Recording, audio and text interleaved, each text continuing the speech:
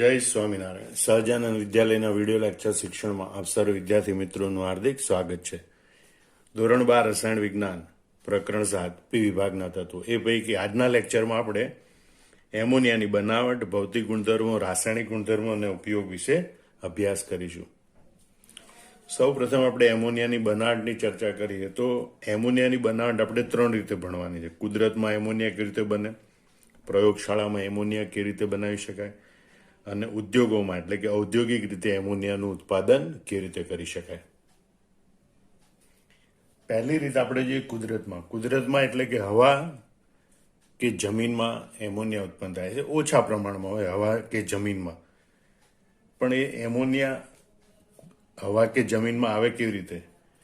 તો કે હવા કે જમીનમાં જે નાઇટ્રોજનયુક્ત પદાર્થો હોય એ સડવાથી બને. યાદ રાખજો, હવા કે જમીનમાં જે નાઇટ્રોજનયુક્ત પદાર્થ હોય એના સડવાથી એમોનિયાનું ઉત્પાદન થાય. દાખલા તરીકે એનું ઉદાહરણ લઈએ યુરિયા. જમીનમાં જે યુરિયા હોય, જે પ્રાણીઓને મળમૂત્રમાં યુરિક એસિડ અને યુરિયા સ્વરૂપે પદાર્થ જમીનમાં ભળતો હોય છે, એ યુરિયા એ હવામાનના ભેજ સાથે પ્રક્રિયા કરે અથવા તો જમીનમાંના ભેજ સાથે પ્રક્રિયા કરે તો એમાંથી એમોનિયા વાયુ ઉત્પન્ન થાય છે. તો આ યુરિયાનું સૂત્ર શું છે? તો આપણે જાણીએ કે ભાઈ યુરિયાનું સૂત્ર NH2CO NH2 છે. એની જ્યારે હવામાનના ભેજ કે જમીનમાં રહેલા ભેજ એની સાથે પ્રક્રિયા થાય ત્યારે સૌ પ્રથમ આ બંને વચ્ચે પ્રક્રિયા થઈ એમોનિયમ કાર્બોનેટ બને છે. અને આ એમોનિયમ કાર્બોનેટ છે એ વિઘટન પામી અને એમોનિયાનું ઉત્પાદન કરે. એમોનિયમ કાર્બોનેટનું સૂત્ર યાદ રાખજો, NH4 twice CO3. એમોનિયાનું સૂત્ર છે NH2CO NH2. અને એનાથી આપણને એનું વિઘટન થાય એમોનિયમ કાર્બોનેટનું, એટલે એમોનિયા, પાણી અને કાર્બન ડાયોક્સાઇડ ઉત્પન્ન થાય. અને આ રીતે હવા કે જમીનમાં આ ઉત્પન્ન થયેલો એમોનિયા રહે છે. હવે આપણે જોઈએ કે યુરિયા કે યુરિક એસિડ જેવા પદાર્થો છે એ પ્રાણીઓના મળમૂત્રમાં હોય. એટલે ઉકરડો જ્યાં બનાવ્યો કે જ્યાં ગાય, ભેંસ વગેરેના છાણ એકત્રિત કરેલા હોય એમાં રહેલો યુરિયા છે એ ખાસ કરીને ચોમાસામાં કે ભેજની હાજરીમાં સડે ત્યારે એમોનિયા ઉત્પન્ન થાય. અને એટલે આપણે જ્યારે ઉકરડા પાસેથી પસાર થઈએ ત્યારે એમોનિયાની ખાસ પ્રકારની વાસ આવે છે. આપણને જે ગંધ આવે છે એ એમોનિયાને કારણે હોય છે. આમ તમે યાદ રાખી લો કે ભાઈ હવા કે જમીનમાં ઓછા પ્રમાણમાં એમોનિયા ઉત્પન્ન થાય છે. નાઇટ્રોજનયુક્ત પદાર્થો સડવાથી ઉત્પન્ન થાય છે. દાખલા તરીકે એક નાઇટ્રોજનયુક્ત પદાર્થ છે યુરિયા, એ હવામાનના ભેજ કે જમીનના ભેજ સાથે સંપર્કમાં આવે એટલે પ્રથમ એમોનિયમ કાર્બોનેટ બને અને એમોનિયમ કાર્બોનેટનું વિઘટન થવાથી આ રીતે એમોનિયા ઉત્પન્ન થાય. હવે આપણે પરીક્ષામાં લખવું કેવી રીતે? પરીક્ષામાં મોટા ભાગે આપણે પાઠ્યપુસ્તકમાં આપ્યું એ પ્રમાણે લખવાનું હોય. તેમાં લખેલું છે પાઠ્યપુસ્તક પ્રમાણે કે ભાઈ એમોનિયા હવા અને જમીનમાં ઓછી માત્રામાં રહેલો હોય છે. જ્યાં તે કેવી રીતે બને? તો કે જ્યાં તે નાઇટ્રોજનયુક્ત કાર્બનિક પદાર્થ હોય એના સડવાથી બને છે. એક ઉદાહરણ લીધું કે ભાઈ નાઇટ્રોજનયુક્ત કાર્બનિક પદાર્થ કયો? તો કે ઉદાહરણ તરીકે યુરિયા. યુરિયાનું સૂત્ર છે NH2CO NH2 plus 2H2O gives NH4 twice CO3. Ammonium carbonate. અને એમોનિયમ કાર્બોનેટનું વિઘટન થાય એટલે આ રીતે એમોનિયા બને. 2 મોલ એમોનિયા, 1 મોલ પાણી અને 1 મોલ કાર્બન ડાયોક્સાઇડ. આ સમીકરણ પણ તમારે યાદ રાખવાનું. આમ પહેલી રીત તમારે યાદ રહી ગઈ. તમને મુદ્દા યાદ રાખી અને નોટમાં જાતે લખી નાખજો. બીજી રીત આપણે જોઈએ કે ભાઈ નાના પાયા પર એમોનિયા અથવા તો પ્રયોગશાળામાં એમોનિયા વાયુ કેવી રીતે બનાવી શકાય. તો એના માટે એમોનિયમ ક્ષારનો ઉપયોગ કરવામાં આવે છે. એમોનિયમ ક્ષાર એટલે શું? તો કે ધન આયન તરીકે એમોનિયા હોય એવા બધા ક્ષાર એ એમોનિયમ ક્ષાર કહેવાય. દાખલા તરીકે એમોનિયમ ક્લોરાઇડ, એમોનિયમ સલ્ફેટ, આ બધા એમોનિયમ ક્ષાર છે. આ ઉપરાંત ammonium nitrate NH4 NO3, ammonium carbonate NH4 twice CO3, આ બધા પણ એમોનિયમ ક્ષાર છે. આ એમોનિયમ ક્ષાર છે એની પ્રયોગશાળામાં બેઝ એટલે કે ધાતુના હાઇડ્રોક્સાઇડ સાથે પ્રક્રિયા કરવામાં આવે તો એમોનિયમ ક્ષારનું વિઘટન થઈ એમોનિયા વાયુ ઉત્પન્ન થાય છે. હવે જાણીતા બેઝ આપણી પાસે છે સોડિયમ હાઇડ્રોક્સાઇડ, કેલ્શિયમ હાઇડ્રોક્સાઇડ વગેરે. પોટેશિયમ હાઇડ્રોક્સાઇડ, એલ્યુમિનિયમ હાઇડ્રોક્સાઇડ, આ બધા ધાતુના હાઇડ્રોક્સાઇડ છે. ધાતુના હાઇડ્રોક્સાઇડની એમોનિયમ ક્ષાર સાથે પ્રક્રિયા કરવામાં આવે તો એમોનિયમ ક્ષાર તેનું વિઘટન થાય અને એમોનિયા વાયુ ઉત્પન્ન થાય છે. તો સૌ પ્રથમ આપણે જોઈએ એમોનિયમ ક્લોરાઇડ અને કેલ્શિયમ હાઇડ્રોક્સાઇડ એની વચ્ચે જો પ્રક્રિયા કરવામાં આવે તો એમોનિયા વાયુ ઉત્પન્ન થાય. એનું સમીકરણ આપણે જોઈએ કે ભાઈ એમોનિયમ ક્લોરાઇડ છે એની કેલ્શિયમ હાઇડ્રોક્સાઇડ સાથે પ્રક્રિયા કરવામાં આવે ત્યારે કેલ્શિયમ સાથે ક્લોરીન જોડાય અને કેલ્શિયમ ક્લોરાઇડ ક્ષાર બને. કેલ્શિયમની સંયોજકતા +2, ક્લોરાઇડની સંયોજકતા -1, એટલે કેલ્શિયમ ક્લોરાઇડનું સૂત્ર CaCl2 બને. અહીંથી એમોનિયા મુક્ત થાય, અહીંથી પાણીના અણુ મુક્ત થાય. સમીકરણ સંતુલિત કરવા માટે એમોનિયમ ક્લોરાઇડ આગળ 2, એમોનિયા આગળ 2 અને H2 આગળ 2 લખેલા છે. આમ એમોનિયમ ક્લોરાઇડ છે એની કેલ્શિયમ હાઇડ્રોક્સાઇડ જોડે પ્રક્રિયા કરવામાં આવે તો એમોનિયમ ક્લોરાઇડનું વિઘટન થઈને આ રીતે એમોનિયા વાયુ મુક્ત થાય છે. એ જ રીતે આપણે એમોનિયમ સલ્ફેટ અને સોડિયમ હાઇડ્રોક્સાઇડ એની વચ્ચે પ્રક્રિયા કરવામાં આવે તો પણ એમોનિયા વાયુ મુક્ત થાય છે. એનું સમીકરણ આપણે જોઈએ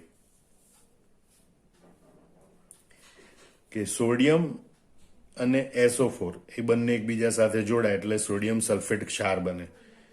એમોનિયમ સલ્ફેટમાંથી એમોનિયા મુક્ત થાય, સોડિયમ હાઇડ્રોક્સાઇડમાંથી પાણી મુક્ત થાય. સમીકરણ સંતુલિત કરવા માટે NOH, NH3 અને H2 આગળ 2 લખેલા છે. આમ એમોનિયમ સલ્ફેટની સોડિયમ હાઇડ્રોક્સાઇડ સાથે પ્રક્રિયા કરવામાં આવે ત્યારે એમોનિયમ સલ્ફેટનું વિઘટન થઈ અને એમોનિયા વાયુ મુક્ત થાય છે.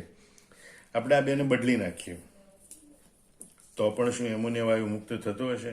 હા, તો એ પ્રક્રિયાથી પણ એમોનિયા વાયુ મુક્ત કરી શકાય છે, જેના સમીકરણ આપણે અહીંયા જોઈ શકીએ છીએ કે ભાઈ NH4Cl પ્લસ NOH, તો સોડિયમ સાથે ક્લોરીન જોડાય, ક્ષાર બને, એમોનિયમ ક્લોરાઇડનું વિઘટન થઈ એમોનિયા બને અને સોડિયમ હાઇડ્રોક્સાઇડમાંથી પાણી બને. એવી રીતે એમોનિયમ સલ્ફેટ અને કેલ્શિયમ હાઇડ્રોક્સાઇડ સાથે પ્રક્રિયા કરવામાં આવે તો કેલ્શિયમ સલ્ફેટ ક્ષાર બને, એમોનિયમ સલ્ફેટનું વિઘટન થઈ એમોનિયા બને અને કેલ્શિયમ હાઇડ્રોક્સાઇડમાંથી પાણી બને. આમ ટૂંકમાં આ સમગ્ર રીતે જોઈએ તો એમોનિયમ ક્ષારની ધાતુના હાઇડ્રોક્સાઇડ સાથે પ્રક્રિયા કરવામાં આવે તો એમોનિયમ ક્ષારનું વિઘટન થાય અને આ રીતે એમોનિયા વાયુ ઉત્પન્ન થાય છે. આ બધા સમીકરણ પણ તમારે યાદ રાખવાના. હવે આપણે પરીક્ષામાં પૂછાય તો પાઠ્યપુસ્તકમાં લખ્યા પ્રમાણે કેમ લખવાનું? તો નાના પાયા પર એમોનિયા એ એમોનિયમ ક્ષારમાંથી મેળવવામાં આવે છે. તેમની, અહીંયા આપણે આના માટે સરનામ લખી શકાય, તેમની જ્યારે કોસ્ટિક સોડા અથવા કેલ્શિયમ હાઇડ્રોક્સાઇડ સાથે પ્રક્રિયા કરવામાં આવે ત્યારે એમોનિયમ ક્ષાર છે વિઘટન પામે છે અને એમોનિયા મળે છે. અને આ બે સમીકરણ તમારે યાદ રાખીને લખવાના. ઉદાહરણ માટે કે ભાઈ ammonium chloride plus COH twice gives CaCl2. અહીંયા પાઠ્યપુસ્તકમાં દર્શાવ્યા પ્રમાણે ક્ષાર છેલ્લે લખેલો છે. 2 મોલ એમોનિયા અને 2 મોલ પાણી મુક્ત થાય. એ રીતે NH4 twice SO4 plus 2 NOH ammonium સલ્ફેટની સોડિયમ હાઇડ્રોક્સાઇડ સાથે પ્રક્રિયા કરે તો સોડિયમ સલ્ફેટ ક્ષાર બને, જે છેલ્લે દર્શાવે છે 2 મોલ એમોનિયા અને 2 મોલ પાણી મુક્ત થાય. આમ ટૂંકમાં તમારે આ રીતે યાદ રાખી જાતે નોટમાં લખી લેવાની. ત્રીજી રીત આપણે જોઈએ ઔદ્યોગિક ઉત્પાદનની રીત.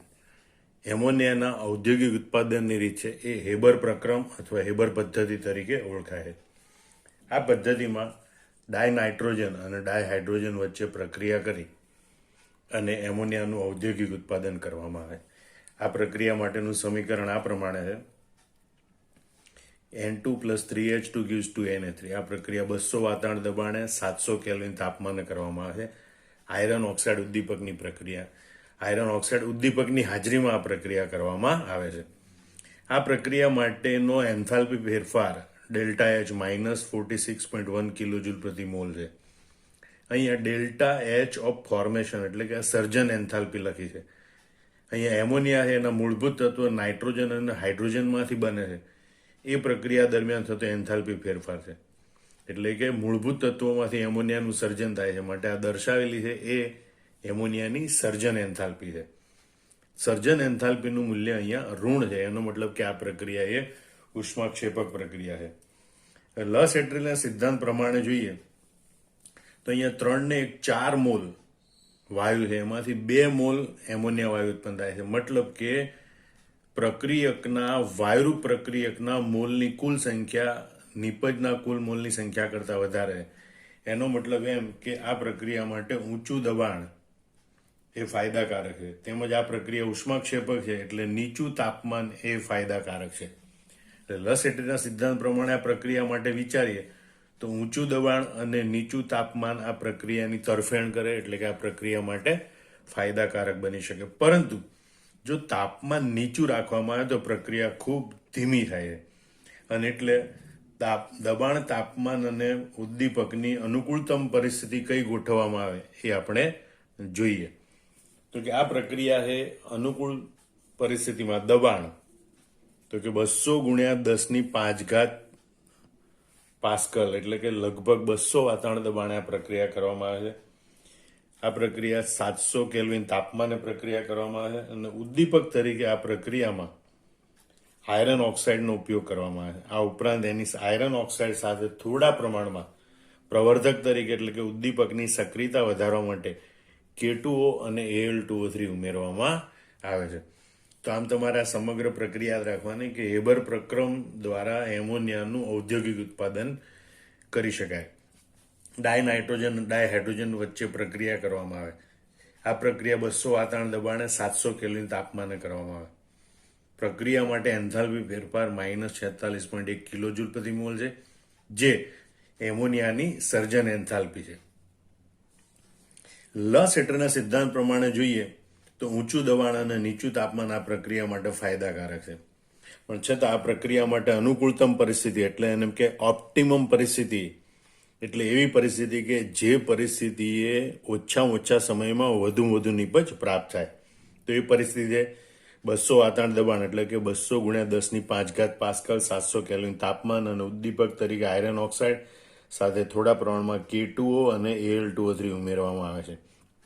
અહીં આકૃતિમાં પણ જોઈ શકો છો કે હાઇડ્રોજન નાઇટ્રોજન વાયુ પસાર કરી અને કોમ્પ્રેસર દ્વારા એનું દબાણ 20 મેગા પાસ્કલ એટલે કે 200 વાતાવરણ દબાણ સુધી એને લઈ જવામાં આવે. ત્યાર પછી આ વાયુ મિશ્રણ છે એને આયરન ઓક્સાઇડ ઉદ્દીપક તેમજ Al2O3 અને K2O નું મિશ્રણ એમાંથી પસાર કરવામાં આવે. એટલે એમોનિયા, નાઇટ્રોજન અને હાઇડ્રોજન ત્રણેય વાયુનું મિશ્રણ મળે. એ મિશ્રણને પાણીમાંથી પસાર કરવામાં આવે. મોટાભાગનું એમોનિયા પાણીમાં દ્રાવ્ય થાય. બાકી વધેલા એમોનિયા અને હાઇડ્રોજનનો પ્રક્રિયામાં ફરીવાર ઉપયોગ કરવામાં આવે અને એટલે જ આ પ્રક્રિયાથી ખૂબ સસ્તો અને મોટા પાયા પર એમોનિયા વાયુનું ઉત્પાદન કરી શકાય છે. હવે આપણે પાઠ્યપુસ્તક પ્રમાણે કેવી રીતે લખી શકાય એ જોઈએ. એમોનિયાનું ઔદ્યોગિક ઉત્પાદન હેબર પ્રક્રમ દ્વારા કરવામાં આવે. મોટા પાયા પર હેબર પ્રક્રમ દ્વારા એમોનિયાનું ઉત્પાદન કરવામાં આવે. N2+3H2 gives to Na3 delta H નું મૂલ્ય યાદ રાખી લેવાનું. પછી જણાવવાનું કે લસેટરના સિદ્ધાંત મુજબ ઊંચું દબાણ એમોનિયાના નિર્માણની તરફેણ કરે છે. અહીંયા તમે ઊંચું દબાણ તેમજ નીચું તાપમાન પણ લખી શકો, કારણ કે ઉષ્માક્ષેપક પ્રક્રિયા માટે નીચું તાપમાન પણ નિપજ મેળવવા માટે ફાયદાકારક હોય. તો લસેટરના સિદ્ધાંત મુજબ ઊંચું દબાણ એ એમોનિયાના નિર્માણની તરફેણ કરે છે. એમોનિયાના ઉત્પાદન માટે અનુકૂળતમ પરિસ્થિતિઓ એટલે કે ઓપ્ટિમમ કન્ડિશન 200 ગુણ્યા 10⁵ પાસ્કલ એટલે કે આશરે 200 વાતાવરણ દબાણ, 700 કેલ્વિન તાપમાન અને આયરન ઓક્સાઇડ ઉદ્દીપક કે જે થોડા પ્રમાણમાં K2O અને Al2O3 ધરાવતો હોય છે, જેથી સંતુલન અવસ્થા પ્રાપ્ત કરવાનો વેગ વધારી શકાય. આ પરિસ્થિતિ ઊભી કરી અને સંતુલન અવસ્થા પ્રાપ્ત કરવાનો વેગ વધારી શકાય છે અને આ રીતે ઝડપી અને મોટા પાયે એમોનિયાનું ઉત્પાદન કરી શકાય. આમ ટૂંકનો તમે યાદ રાખી લીધી છે. હવે તમારા નોટબુકમાં ઝડપથી એને લખી નાખવાની છે. હવે આપણે જોઈએ એમોનિયાના ભૌતિક ગુણધર્મો. એમોનિયાના ભૌતિક ગુણધર્મો યાદ રાખવા માટે એક નાનકડું આવું સૂત્ર યાદ રાખજો. તીરબિંદુ હાઈબંધ અત્રી. તી એટલે તીવ્રવાસ અને એટલે રંગવિહીન હોય એવો એ વાયુ છે. એટલે પહેલો ગુણધર્મ તમારે આવું યાદ રાખવાનો કે એમોનિયા એ તીવ્ર વાસ ધરાવતો રંગવિહીન વાયુ છે. બીજું છે બિંદુ. બિંદુ એટલે બે બિંદુ, ઠાર બિંદુ અને ઉત્કલન બિંદુ. તો યાદ રાખજો એમોનિયાનું ઠાર બિંદુ હોય છે 198.4 કેલ્વિન, 2000માં 16 ઓછા યાદ રાખવા માટે, એટલે 1984 એટલે કે 198.4 કેલ્વિન. અને ઉત્કલન બિંદુ છે 239.3 કેલ્વિન, 2400માં 3 ઓછા, 2397 એટલે કે 239.7 કેલ્વિન. આમ એમોનિયાનું ઠાર બિંદુ 198.4 કેલ્વિન અને ઉત્કલન બિંદુ 239.7 કેલ્વિન હોય છે. હાઈબંધ. હાઈબંધ એટલે હાઇડ્રોજન બંધ. પાણીની જેમ જ એમોનિયાના અણુઓ વચ્ચે પણ હાઇડ્રોજન બંધ રહેલા હોય છે. એમોનિયાની ઘન અને પ્રવાહી અવસ્થામાં મોટી સંખ્યામાં હાઇડ્રોજન બંધ રચાય છે. એમોનિયાની ઘન અને પ્રવાહી અવસ્થામાં મોટી સંખ્યામાં હાઇડ્રોજન બંધ રચાય છે અને તેથી તેના ગલન બિંદુ અને ઉત્કલન બિંદુ છે એ આણ્વીય દળના આધારે જે અપેક્ષિત મૂલ્ય હોય એના કરતાં ઘણા વધુ છે. હકીકતમાં સમૂહ 15ના તત્વોના હાઇડ્રાઇડ સંયોજનમાં એમોનિયાનું ઉત્કલન બિંદુ ગલન બિંદુ અન્ય હાઇડ્રાઇડ કરતાં સૌથી નીચું હોવું જોઈએ. પણ તમે જોઈ શકો છો કે આ બાકીના બધા હાઇડ્રાઇડ કરતાં એમોનિયાનું ગલન બિંદુ સૌથી ઊંચું છે, ઉત્કલન બિંદુ પણ ઘણું ઊંચું છે.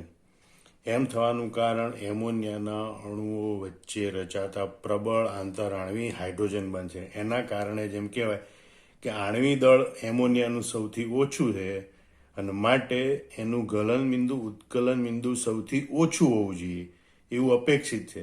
પણ એ અપેક્ષિત મૂલ્ય કરતાં એમોનિયાનું ગલન બિંદુ ઉત્કલન બિંદુ ઘણું વધારે હોય છે.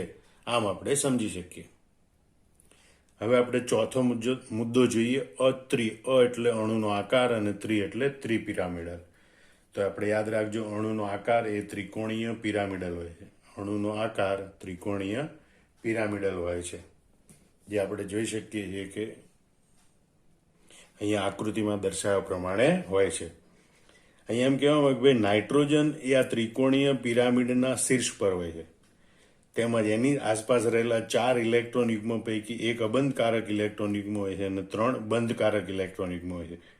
વળી દરેક NH બંધની બંધ લંબાઈ 101.7 પિકોમીટર અને HNH બંધ કોણ 107.8 ડિગ્રી હોય છે. હકીકતમાં આકાર પ્રમાણે એનો બંધ કોણ 109 ડિગ્રી 28 હોવો જોઈએ, પણ અબંધકારક ઇલેક્ટ્રોન યુગ્મ આ બંધકારક ઇલેક્ટ્રોન યુગ્મ ઉપર જે વધારાનું અપાકર્ષણ લગાડે એના કારણે બધા બંધ સંકોચાય અને બંધ કોણ 109 ડિગ્રી 28 બદલે 107.8 ડિગ્રી હોય છે. આમ આટલી બાબતો યાદ રાખ્યા પછી પાઠ્યપુસ્તકના આધારે જવાબ કેમ લખવાનો એ આપણે જોઈ લઈએ. એમોનિયાના ભૌતિક ગુણધર્મો જણાવો. તો સૌથી પહેલો ગુણધર્મ છે એમોનિયા એ તીવ્ર વાસવાળો રંગવિહીન વાયુ છે. તીવ્ર એટલે તીવ્ર વાસવાળો રંગવિહીન વાયુ છે. બિંદુ, ઠાર બિંદુ અને ઉત્કલન બિંદુ. એમોનિયાનું ઠાર બિંદુ 198.4 કેલ્વિન અને ઉત્કલન બિંદુ 239.7 કેલ્વિન છે. હાઈબંધ એટલે હાઇડ્રોજન બંધ. પાણીની જેમ ઘન અને પ્રવાહી અવસ્થાઓમાં તે હાઇડ્રોજન બંધ દ્વારા જોડાયેલા હોય છે. મતલબ કે એમોનિયાના અણુઓ પણ પાણીની જેમ ઘન અને પ્રવાહી અવસ્થામાં પ્રબળ હાઇડ્રોજન બંધ દ્વારા જોડાયેલા હોય. એના કારણે તેના ગલન બિંદુ અને ઉત્કલન બિંદુના મૂલ્યો તેના આણ્વીય દળના આધારે જે અપેક્ષિત મૂલ્યો છે એના કરતાં ઘણા વધુ હોય છે. ચોથો મુદ્દો અત્રિ એટલે અણુનો આકાર ત્રિકોણીય પિરામિડલ. એમોનિયાનો અણુ એ ત્રિકોણીય પિરામિડલ છે, જેના શીર્ષ પર નાઇટ્રોજન પરમાણુ હોય છે અને બંધારણમાં દર્શાવ્યા મુજબ 3 બંધકારક ઇલેક્ટ્રોન યુગ્મ અને 1 અબંધકારક ઇલેક્ટ્રોન યુગ્મ હોય છે. દરેક NH બંધની બંધ લંબાઈ 101.7 પિકોમીટર અને HNH બંધ કોણ 107.8 ડિગ્રી હોય છે. આમાં બધા ગુણધર્મો યાદ રાખી લીધા. હવે તમે આ જવાબ જાતે મોઢે લખી નાખો. એમોનિયાના રાસાયણિક ગુણધર્મો. આ ગુણધર્મો આપણે આ 4 મુદ્દામાં જોવાના છે. પાદરા બેઝ એસિડ ક્ષાર, ક્ષાર base, base Louis. Padra base acid ક્ષાર, ક્ષાર બેઝ, બેઝ લુઈસ એટલે કે પાદરા એટલે પાણીમાં દ્રાવ્ય. મતલબ કે એમોનિયા એ પાણીમાં વધુ દ્રાવ્ય છે. પાણીમાં દ્રાવ્ય થાય ત્યારે થોડા પ્રમાણમાં OH- આયન ઉત્પન્ન કરે છે અને માટે એમોનિયાનું જલી દ્રાવણ છે એ નિર્બળ બેઝ તરીકે વર્તે છે, જે આપણે આવી રીતે રાસાયણિક પ્રક્રિયા દ્વારા દર્શાવી શકીએ. NH3 plus H2O it gives NH4 plus plus OH-. આમાં પહેલો ગુણધર્મ છે પાદરા બેઝ, મતલબ કે પાણીમાં દ્રાવ્ય થાય અને નિર્બળ બેઝ બનાવે. ફરીથી જોઈ લો, એમોનિયા એ પાણીમાં વધુ દ્રાવ્ય થાય છે, તે કેટલાક OH- આયન ઉત્પન્ન કરે છે, માટે તેનું જલી દ્રાવણ છે નિર્બળ બેઝ તરીકે વર્તે છે. NH3 plus H2O it gives NH4 plus OH-. મતલબ કે એમોનિયાનું જલી દ્રાવણ એ એમોનિયમ હાઇડ્રોક્સાઇડનું જલી દ્રાવણ છે. હવે આ બીજો અને ત્રીજો રાસાયણિક ગુણધર્મ એ એમોનિયાના જલી દ્રાવણનો એટલે કે NH4OH નો ગુણધર્મ જ છે. એમોનિયાનું જલી દ્રાવણ એ નિર્બળ બેઝ તરીકે વર્તે, માટે એસિડ સાથે પ્રક્રિયા કરે તો ક્ષાર બનાવે. મતલબ એમોનિયાનું જલી દ્રાવણ નિર્બળ બેઝ, એસિડ સાથે પ્રક્રિયા કરે તો ક્ષાર બનાવે. એટલે કે તે એટલે કોણ? એમોનિયાનું જલી દ્રાવણ કે જે નિર્બળ બેઝ તરીકે વર્તે, એસિડ સાથે પ્રક્રિયા કરે તો એમોનિયમ ક્ષાર બને. સ્વાભાવિક છે, બેઝ છે, એસિડ સાથે પ્રક્રિયા કરે તો ક્ષાર અને પાણી બનાવે. એક ઉદાહરણ જોઈએ. એમોનિયાનું જલી દ્રાવણ એટલે એમોનિયમ હાઇડ્રોક્સાઇડ એ બેઝ છે, એસિડ HCl સાથે પ્રક્રિયા કરે તો NH4Cl એમોનિયમ ક્લોરાઇડ ક્ષાર બનાવે પ્લસ H2O. એ રીતે એમોનિયમ હાઇડ્રોક્સાઇડ એમોનિયાનું જલી દ્રાવણ એ એસિડ H2SO4 સાથે પ્રક્રિયા કરે તો બેઝ અને એસિડ વચ્ચે પ્રક્રિયા થઈ એમોનિયમ સલ્ફેટ ક્ષાર બને વત્તા પાણી.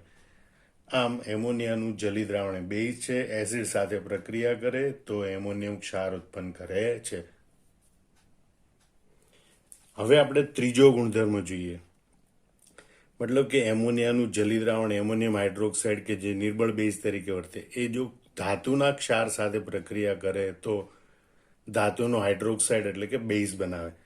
મતલબ તે એટલે એમોનિયાનું જલી દ્રાવણ એટલે કે એમોનિયમ હાઇડ્રોક્સાઇડ એ ધાતુના ક્ષાર સાથે પ્રક્રિયા કરે તો ધાતુનો બેઝ એટલે કે ધાતુનો હાઇડ્રોક્સાઇડ બનાવે અને એમોનિયમ ક્ષાર ઉત્પન્ન થાય. ધાતુના હાઇડ્રોક્સાઇડના અવક્ષેપ મળે અથવા તો ઘણી વખત જળયુક્ત ઓક્સાઇડ બને છે. દાખલા તરીકે આપણે જોઈએ કે ભાઈ એમોનિયમ હાઇડ્રોક્સાઇડ એ એમોનિયાનું જલી દ્રાવણ છે. તે ધાતુના ક્ષાર એટલે કે ઝિંક સલ્ફેટ સાથે પ્રક્રિયા કરે તો વિસ્થાપન પ્રક્રિયા થાય. NH4 twice SO4 ammonium sulphate બને પ્લસ ઝિંકનો હાઇડ્રોક્સાઇડ ZnOH twice બને. ઝિંકનો હાઇડ્રોક્સાઇડ. આમ એમોનિયાનું જલી દ્રાવણ ધાતુના ક્ષાર સાથે પ્રક્રિયા કરે તો ધાતુનો હાઇડ્રોક્સાઇડ બને અને ધાતુના હાઇડ્રોક્સાઇડના આપણને સફેદ અવક્ષેપ મળે છે. એ જ રીતે FeCl3 ધાતુનો ક્ષાર એમોનિયાના જલી દ્રાવણ સાથે પ્રક્રિયા કરે એટલે કે NH4OH સાથે પ્રક્રિયા કરે તો Fe એ જળયુક્ત ઓક્સાઇડના અવક્ષેપ સ્વરૂપે પ્રાપ્ત થાય છે. Fe એ જળયુક્ત ઓક્સાઇડ સ્વરૂપે પ્રાપ્ત થાય જેના કથ્થાઈ રંગના અવક્ષેપ પ્રાપ્ત થાય છે. આમ યાદ રાખજો, તે એટલે કે એમોનિયાનું જલી દ્રાવણ એ ધાતુના ક્ષાર સાથે પ્રક્રિયા કરે તો ધાતુના હાઇડ્રોક્સાઇડના અવક્ષેપ મળે છે અથવા તો જળયુક્ત ઓક્સાઇડના અવક્ષેપ મળે છે. બેઝ લુઈસ એટલે કે એમોનિયા છે એ લુઈસ બેઝ તરીકે વર્તે છે. એનું કારણ છે એમોનિયામાં નાઇટ્રોજન ઉપર એક અબંધકારક ઇલેક્ટ્રોન યુગ્મ હોય છે. આ અબંધકારક ઇલેક્ટ્રોન યુગ્મની હાજરીને કારણે એમોનિયા એ લુઈસ બેઝ તરીકે વર્તે છે. માટે તે કેટલીક લાક્ષણિકતા દર્શાવે, જેમ કે તે ઇલેક્ટ્રોન યુગ્મનું દાન કરી શકે છે, ધાતુ આયન સાથે સંબંધ એટલે કે સવર્ગ સહસંયોજક બંધ બનાવી શકે. એના કારણે તે કેટલાક સંકીર્ણ સંયોજનો બનાવે છે અને આ સંકીર્ણ સંયોજનો એ Cu2+ Ag2+ જેવા આયનોની પરખ માટે ઉપયોગી બને છે. આ અબંધકારક ઇલેક્ટ્રોન યુગ્મનું દાન કરે, ધાતુ આયન સાથે બંધ બનાવી શકે જેના કારણે તે સંકીર્ણ સંયોજનો બનાવે અને આવા સંકીર્ણ સંયોજનો છે એ Cu2+ Ag+ આયનોની પરખ માટે ઉપયોગી છે. પ્રયોગશાળામાં Cu2+ આયનનું દ્રાવણ વાદળી રંગનું હોય. એમોનિયાનું જલી દ્રાવણ ઉમેરવામાં આવે તો જો ઘેરો વાદળી રંગ પ્રાપ્ત થાય તો સમજવાનું કે Cu2+ આયન હાજર છે. કારણ કે Cu2+ આયન એમોનિયા સાથે સવર્ગ સહસંયોજક બંધથી જોડાઈને સંકીર્ણ બનાવે. એ સંકીર્ણ ઘેરા વાદળી રંગનું હોય છે. એવી રીતે સિલ્વર Ag+ આયનની કસોટીમાં પહેલા Ag+ આયનનું જે દ્રાવણ હોય એમાં ક્લોરાઇડ આયનનું દ્રાવણ ઉમેરવામાં આવે એટલે AgClના સફેદ અવક્ષેપ મળે.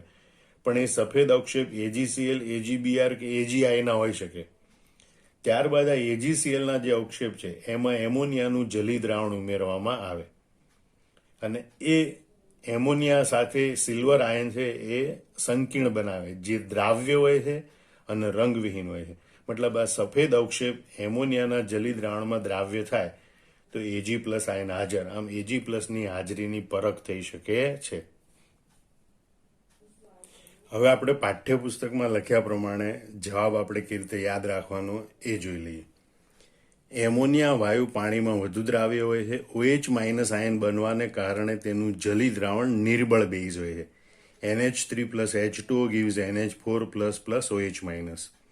તે અહીં યાદ રાખજો, તે એટલે એમોનિયાનું જલી દ્રાવણ. એ નિર્બળ બેઝ છે એટલે તે એસિડ સાથે પ્રક્રિયા કરી એમોનિયમ ક્ષાર બનાવે છે. દાખલા તરીકે NH4Cl, NH4 twice SO4 વગેરે. તે એક નિર્બળ બેઝ છે એટલે કે એમોનિયાનું જલી દ્રાવણ નિર્બળ બેઝ છે એટલે ઘણી ધાતુઓના ક્ષારના દ્રાવણમાંથી તેમના હાઇડ્રોક્સાઇડ સંયોજનોને અવક્ષેપિત કરે છે. તો કેટલીક વખત ધાતુઓના કિસ્સામાં જળયુક્ત ઓક્સાઇડ સંયોજનોને પણ અવક્ષેપિત કરે છે. આ બંનેનું એક એક ઉદાહરણ આપેલું છે. ધાતુનો ક્ષાર ઝિંક સલ્ફેટ એની એમોનિયાના જલી દ્રાવણ NH4OH સાથે પ્રક્રિયા કરવામાં આવે તો ધાતુનો હાઇડ્રોક્સાઇડ ઝિંક હાઇડ્રોક્સાઇડ બને અને એમોનિયમ ક્ષાર બને, એમોનિયમ સલ્ફેટ. એવી રીતે FeCl3 ધાતુનો ક્ષાર એની એમોનિયાના જલી દ્રાવણ સાથે પ્રક્રિયા કરવામાં આવે તો Fe નો જળયુક્ત ઓક્સાઇડ Fe2O3 બને, જે કથ્થાઈ રંગના અવક્ષેપ સ્વરૂપે મળે અને એમોનિયમ ક્ષાર એ એમોનિયમ ક્લોરાઇડ સ્વરૂપે મળે છે. આ ઉપરાંત ચોથો ગુણધર્મ જોઈએ તો એમોનિયા અણુના નાઇટ્રોજન પરમાણુ પર અબંધકારક ઇલેક્ટ્રોન યુગ્મની હાજરી હોય છે, જે તેને લુઈસ બેઝ બનાવે છે. માટે તે ઇલેક્ટ્રોન યુગ્મનું દાન કરે છે અને ધાતુ આયનો સાથે બંધ બનાવે છે. તેથી તે એવા સંકીર્ણ સંયોજનો બનાવે છે કે જેનો અનુપ્રયોગ એટલે કે ઉપયોગ Cu2+ અને Ag+ જેવા ધાતુ આયનોની પરખમાં થાય છે.